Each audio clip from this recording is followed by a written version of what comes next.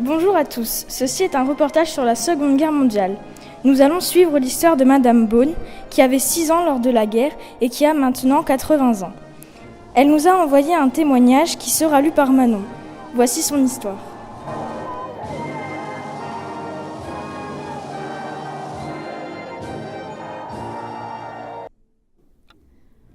Le 19 mai 1940.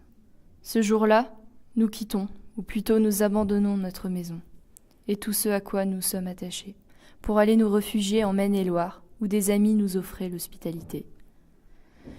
Nous n'y sommes jamais arrivés, ayant été stoppés par l'avancée allemande dans les environs d'Abbeville, à l'orée d'un bois, où nous avons passé la nuit couchés à même la terre, afin d'échapper aux bombes qui tombaient de tous côtés.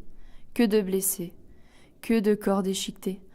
Quelle horreur, plus jamais ça. Au petit matin, profitant d'une accalmie, nous partons à pied.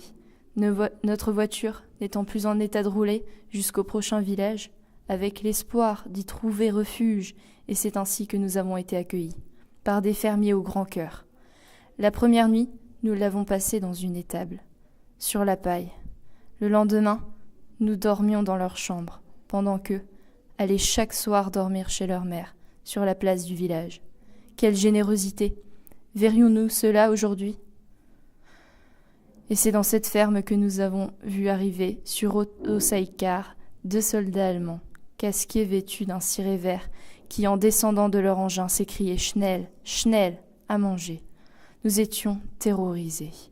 La fermière s'est exécutée, en leur préparant une omelette pour laquelle elle n'a pas eu de mal à battre les œufs, tellement elle tremblait. Les jours passaient, et nous étions à l'affût des nouvelles. Qu'allons-nous devenir? Combien de temps la guerre allait-elle durer? C'est après la maison que nous nous rapprochons de Dunkerque, en trouvant refuge dans une autre ferme située près de Bergues. Dans l'impossibilité de retourner vivre dans notre maison, il n'y avait plus d'eau, ni d'électricité. Papa prend alors la décision d'aller nous installer ailleurs, et en octobre 1942, nous nous retrouvons à Tourcoing. Pour mes sœurs et moi, adolescentes à l'époque, la vie semblait redevenir normale. Maison, travail, retour à l'école, sauf que nous étions toujours en guerre.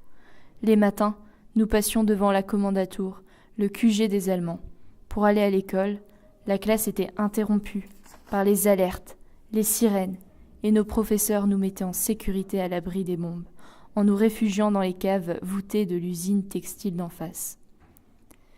Les denrées alimentaires se faisaient rares, et nous devions composer nos repas avec les tickets de rationnement. Il était interdit de sortir le soir après telles heures, d'allumer les lumières visibles de l'extérieur, d'écouter Radio Londres. Le pire était à venir. Bon nombre de Tourquenois organisaient la résistance et se réunissaient dans une maison située derrière la nôtre.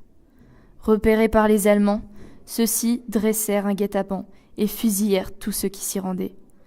Prévenu par un autre voisin de l'horreur qui se passait derrière chez nous, papa ouvrit la porte de la rue et invita tous les passants à rentrer chez nous, en attendant la fin du carnage.